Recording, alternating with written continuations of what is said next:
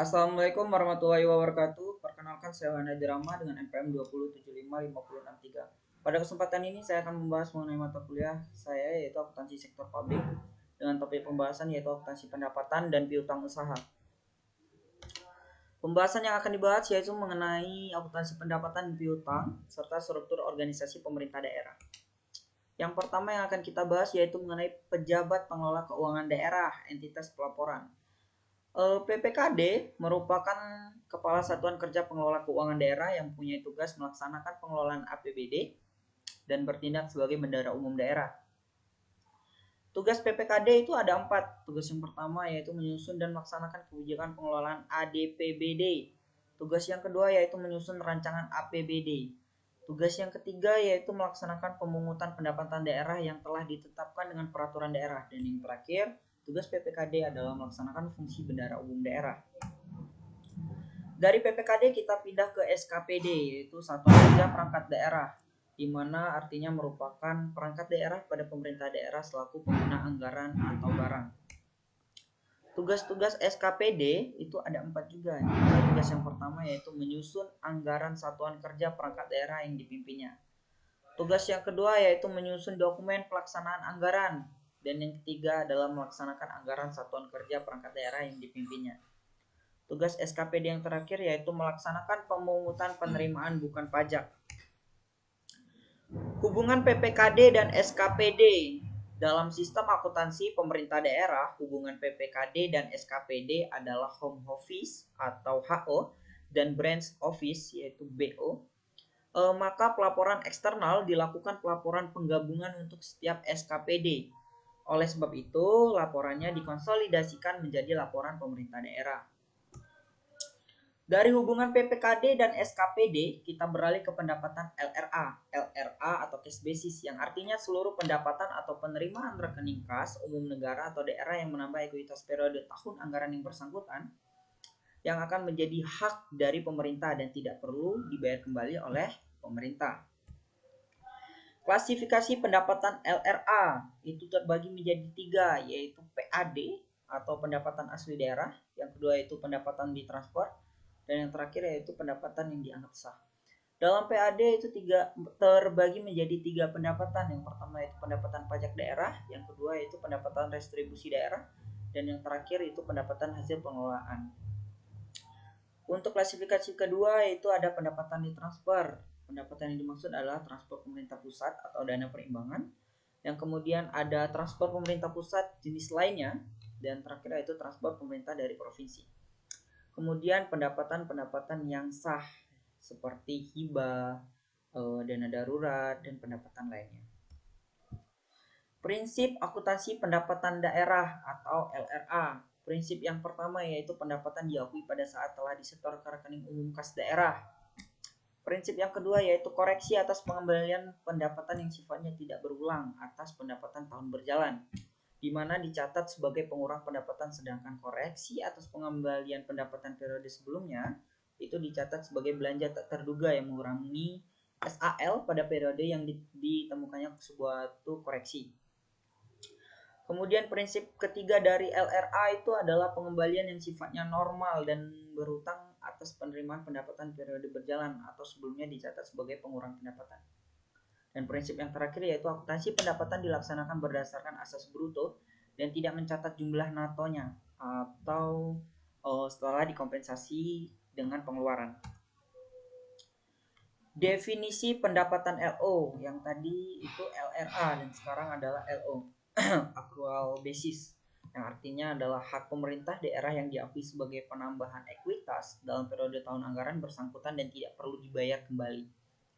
Klasifikasi pendapatan LO tidak jauh beda dengan LRA teman-teman ya. Jadi yang pertama itu pendapatan asli daerah atau PAD, yang kedua yaitu pendapatan transfer, dan tiga itu pendapatan lain-lain daerah yang dianggap sah. Prinsip akuntansi pendapatan daerah LO. Jika tadi kita membahas prinsip akuntansi berdasarkan LRA, sekarang itu LO. Di mana dalam prinsipnya dibagi menjadi 2. Prinsip yang pertama itu timbulnya hak atas pendapatan LO.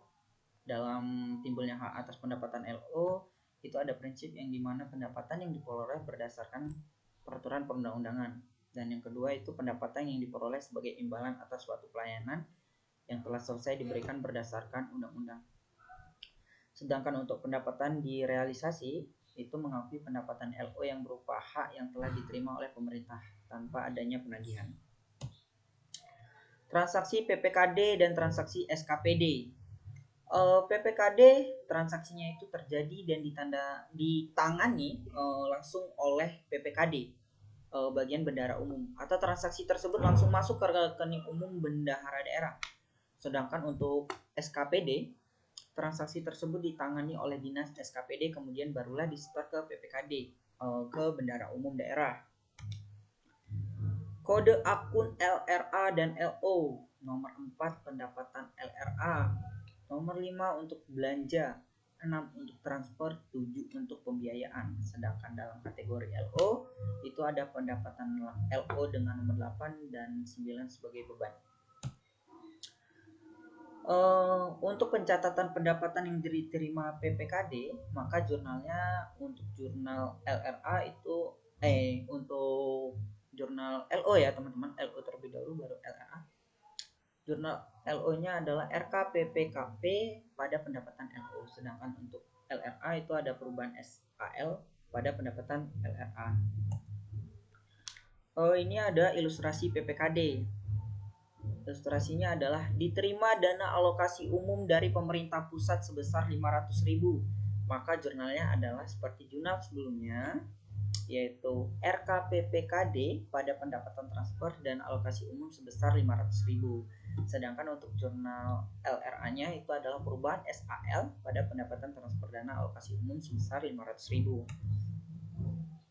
Sedangkan untuk SKPD sendiri, saat penerimaan jurnal LO-nya adalah kas di bendahara penerimaan pada pendapatan LO. Dan untuk LRA perubahan SAL pada pendapatan LRA. Itu adalah jurnalnya. Jika tadi kita sudah melihat ilustrasi dari PPKD, maka untuk SKPD itu ilustrasinya adalah diterima restribusi sebesar 40 juta. Maka jurnal LO-nya adalah kas di bendahara penerimaan sebesar 40 juta pada pendapatan LO sebesar 40 juta. Namun ketika pencatatan itu untuk jurnal LRA, maka jurnalnya ada perubahan SAL pada pendapatan LRA sebesar 40 juta.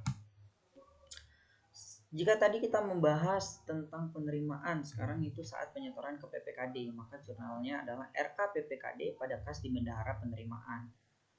Contohnya adalah misalkan Dinas Perhubungan menyetorkan hasil restribusi ke bendahara umum sebesar 40 juta. Maka jurnalnya seperti yang saya sebutkan tadi adalah RKPPKD pada kas di bendahara penerimaan sebesar 40 juta. Penyajian. Untuk penyajian sendiri, pendapatan LRA disajikan di laporan realisasi anggaran atau LRA, sedangkan untuk pendapatan LO disajikan di laporan LO, laporan operasional. Selanjutnya adalah pembahasan mengenai akuntansi piutang. Piutang merupakan hak tagih pemerintah kepada pihak lain yang belum diterima pembayarannya. Hak tagih disebut bisa berasal dari kewenangan pemerintah daerah, misalnya untuk memungut pajak daerah, restribusi daerah, atau hak tagih karena memberikan pinjaman kepada pihak lain. Pengakuan piutang dan penyajian piutang. Piutang diakui pada saat yang pertama telah diterbitkannya surat ketetapan pajak, surat ketetapan restribusi, begitu. Yang kedua yaitu telah diterbitkannya surat penagihan dan telah dilaksanakannya suatu penagihan. Dalam penyajiannya disajikan sebagai aset lancar di neraca sebagai nilai yang jatuh tempo tahun berjalan dan yang akan ditagih dalam 12 bulan ke depan berdasarkan surat ketentuan penyelesaian yang telah ditetapkan. Penyajian yang kedua yaitu disajikan sebagai aset lainnya terhadap nilai yang akan dilunasi di atas 12 bulan berikutnya. Dan penyajian yang terakhir yaitu aset lancar diungkapkan pula dalam catatan atas laporan. Untuk pencatatan piutang sendiri dalam jurnal LO-nya yaitu piutang pendapatan pada pendapatan LO. Tidak ada pencatatan LRA karena tidak ada kas baik yang masuk maupun yang keluar ya. Untuk contohnya adalah pada 1 Desember 2022 Badan Pengelola Pajak dan Retribusi Daerah menerbitkan surat ketetapan pajak daerah bagi wajib pajak Pondok Hijau sebesar 100 juta. Mungkin saja itu yang dapat saya sampaikan teman-teman. mungkin masih banyak dan kurangnya tentunya ya teman-teman. Oleh sebab itu, marilah kita sama-sama membahas dan sama-sama untuk saling membagikan pengajaran-pengajaran yang kita pahami. Saya ucapkan terima kasih banyak.